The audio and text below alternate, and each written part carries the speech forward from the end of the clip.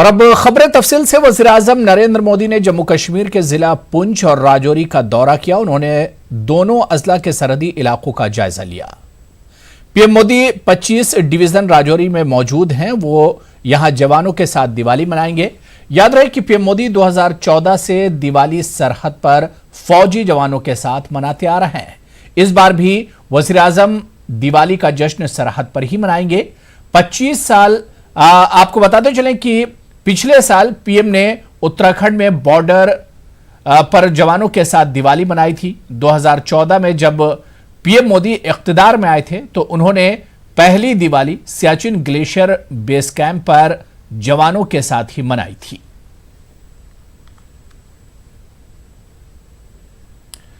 उधर वादी कश्मीर में आज भी मामूलात जिंदगी मुतासिर हैं। आज वादी में बंद है, जिसकी वजह से आज अक्सर मकामात पर दुकानें नहीं खुली। वादी के तमाम इलाकों से बंदिशें हटा दी गई हैं। ताहम कई जगहों पर दफा 144 अभी भी नाफिज है। सड़कों पर निजी गाड़ियों की नक्ल हमल जारी है, मगर पब्लिक ट्रांसपोर्ट सड़कों पर से अभी भी गायब है। ताहम हाल ही में इंटर डिस्ट्रिक्ट टैक्सी सर्विस को बहाल किया गया था, जिसकी वजह से लोगों को कुछ हद तक राहत मिली है। वहीं प्रीपेड मोबाइल सर्विस और इंटरनेट सर्विस को अभी तक बहाल नहीं किया गया। कुल मिलाकर अगर वादी की बात करें तो वादी कश्मीर में मजमूई तौर पर हालात काबू में है। गुज़िश्ता एक माह से श्रीनगर में दिन के दौरान दुकानें बंद रहती हैं, ताहम सुबह के औकात में दुकानें खुल जाती हैं। वहीं श्रीनगर में कल शाम मिलिटेंटों ने ग्रेनेड हमला किया था। मिलिटेंटों ने श्रीनगर के काकसराय इलाके में सीआरपीएफ पार्टी पर हमला किया। हमले के बाद दोनों जानिब से गोलियों का तबादला भी हुआ था। ग्रेनेड हमले की वजह से सीआरपीएफ के 6 जवान जख्मी हो गए थे। सिक्योरिटी फोर्सेज ने पूरे इलाके का मुहासरा किया था और बहुत देर तक इलाके में बड़े पैमाने पर मिलिटेंटों की तलाश जारी रही थी, मगर मिलिटेंट भागने में कामयाब हो गए थे।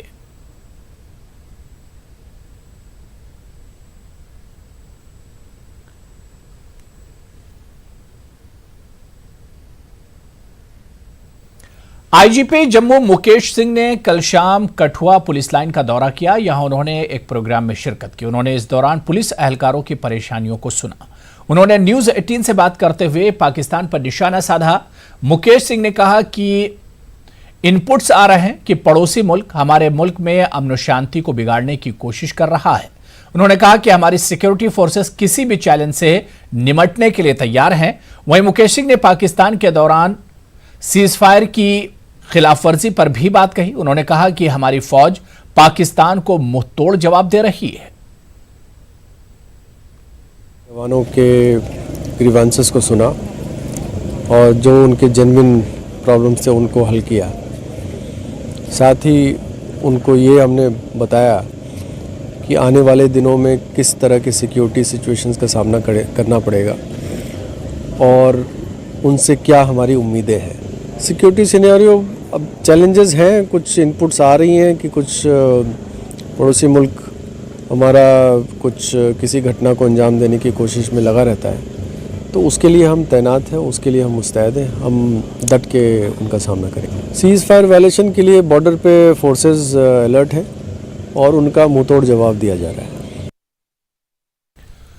खबर इलाहाबाद से है, जहां के सबसे मशहूर चौराहों में से एक बिजली घर के पास एक बेकाबू रोडवेज की बस ने रेड सिग्नल होने के बावजूद रोड पार करने की कोशिश की। इस दौरान बस ने कई गाड़ियों को टक्कर मार दी। हादसे में बाइक सवार एक शख्स कार के नीचे आकर शदीद तौर पर जख्मी हो गया, जबकि 4 दीगर लोगों को भी चोटें आई हैं। यह पूरा हादसा सीसीटीवी कैमरे में कैद हो गया। इस दौरान लोग नाराज हो गए और बस पर पथराव भी किया।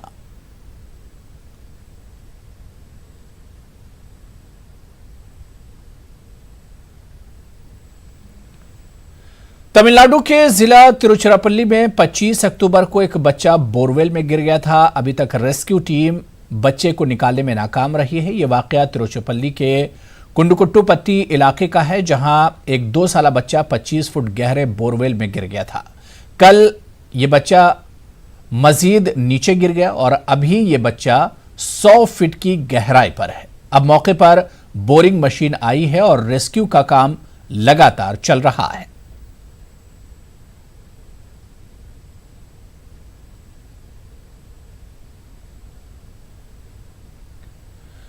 भोपाल के 4 रोजा आलमी तबलीगी इज्तिमे की तैयारियों का आगाज हो गया है। 72वें आलमी तबलीगी इज्तिमे का आगाज 22 नवंबर को तिलावत कलाम पाक से होगा और इख्तिताम 25 नवंबर को इज्तिमाई दुआ के साथ होगा। आलमी इज्तिमे के लिए भोपाल के ईंट खेड़ी में बड़े पैमाने पर तैयारियां शुरू कर दी गई हैं। आलमी इज्तिमे में इस बार क्या खास रहेगा, इस पर हमारे नुमाइंदे महताब आलम ने आलमी इज्तिमा कमेटी के तर्जमान अतीकुल इस्लाम से खास बातचीत की। भोपाल के 4 रोज़ा आलमी तबलीग इज्तिमा की तैयारियां शुरू हो गई हैं। आलमी इज्तिमा में इस बार क्या ख़ास रहेगा, कितने लोगों के बैठने का इंतज़ाम किया जाएगा, कहाँ कहाँ की जमातें आएंगी, इंतज़ामी तौर पर लेकर इज्तिमा में क्या ख़ास रहेगा, इस पर बातचीत करने के लिए इज्तिमा कमेटी के तर्जुमान हाजी अतीकुल इस्लाम साहब हमारे साथ मौजूद। इनसे जानते हैं अतीकुल इस्लाम साहब, ये कितना ख़ास मौका भोपाल के लिए आप लोगों के लिए रहता है? बिस्मिल्लाहिर्रहमानिर्रहीम। अल्लाह का शुक्र है कि ये 72वां तबलीगी इज्तिमा हमको खिदमत करने का मौका मिला है और इंशाअल्लाह इस साल पिछले सालों से ज़्यादा पब्लिक आएगी और हम उसका बहुत बड़े पैमाने से इंतज़ाम शुरू कर दिया है अल्हम्दुलिल्लाह। इसमें 72वां तबलीगी इज्तिमा है। 100 एकड़ में हम पेट्रोल लगाने की कोशिश कर रहे हैं और 250 एकड़ में इसको पार्किंग के लिए कोशिश कर रहे हैं। फूड जोन भी लगा रहे हैं। फूड जोन में हमने ये सोचा है कि 30 रुपये और 40 रुपये में पेट भर के खाना खिलाइए और हम पानी फ्री देते हैं और जगह फ्री देते हैं। किसी किस्म का उनसे मुआवजा नहीं लेते हैं कि एक भी पैसा नहीं लेते हैं उनसे। होटल्स लेते हैं, होटल वालों को भी फ्री देते हैं, फ्री सब काम करते हैं। इसलिए खाना अच्छा खिलाएं और अच्छे किस्म का खाना खिलाएं लोगों को। जो हमारे मेहमान हैं जो आने वाले, उनको अच्छे किस्म का यहाँ पे एक अहम सवाल ये है कि जिस तरह से आपने कहा कि हम सारा इंतजाम करते हैं, क्योंकि बहुत बड़ी तादाद में लोग आते हैं और ट्रेनों से आते हैं, तो ट्रेनों के लिए लेकर उसका इंतजाम क्या रहेगा? ट्रेनों से आते हैं तो वहाँ से हमारा कैंप लगता है प्लेटफार्म 6 के ऊपर, जो वहाँ पर ट्रक गाड़ियाँ सब इंतजामात होते हैं।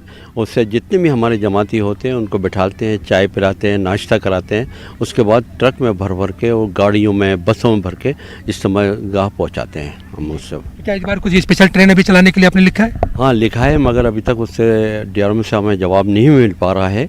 और गंटोर से और 2 गाड़ियाँ शायद वहाँ से आ रही हैं, खुद बुक करके ला रहे हैं आंध्रा से।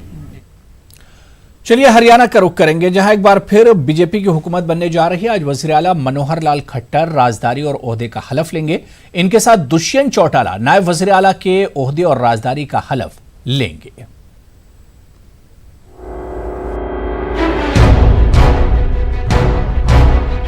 मनोहर लाल खट्टर हरियाणा के दूसरी बार वजीर आला बनने जा रहे हैं, लेकिन इस बार हरियाणा में अपने दम पर बीजेपी की हुकूमत नहीं बन रही है, बल्कि जेजेपी के साथ मखलूत हुकूमत बनेगी, जिसकी हलफ बर्दारी की तकरीब आज चंडीगढ़ में वाक़े हरियाणा राजभवन में होगी, जहां वजीर आला मनोहर लाल खट्टर के साथ दुष्यंत चौटाला भी नायब वजीर आला के ओहदे का हलफ लेंगे। 2:15 बजे शपथ ग्रहण का यानी समारोह होगा, जिसमें मुख्यमंत्री और साथ में उप मुख्यमंत्री, ये शपथ तो अभी से बता दिया गया है और इसमें सामूहिक रूप से भारतीय जनता पार्टी और जननायक जनता पार्टी तथा 7 निर्दलीय विधायक, ऐसे कुल मिलाकर 57 विधायकों का ये जो दल है, एक सरकार बनाने का हमने दावा पेश किया। आपको बता दें कि कल मनोहर लाल खट्टर को बीजेपी की कानून साज पार्टी का मुत्तफ़िक़ा तौर पर लीडर मुंतखब किया गया। पार्टी के 40 नौ मुंतखब अरकान असेंबली की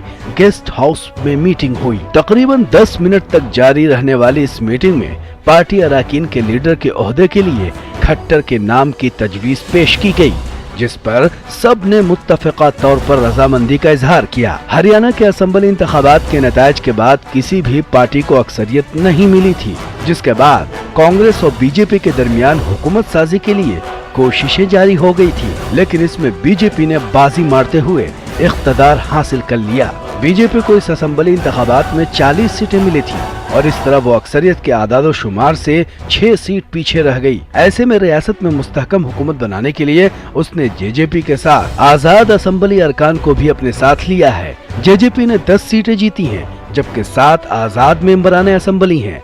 रियासत की 90 रुकनी असेंबली में हुकूमत के पास अब 57 मेंबरान असेंबली होंगे, जो अक्सरियत के जादू के आदादो शुमार से 11 ज़्यादा हैं। 2014 के असेंबली इंतखाबात में बीजेपी को 47 सीटें मिली थीं और रियासत में उसने अपने दम पर हुकूमत बनाई थी। Bureau report, news 18 Urdu.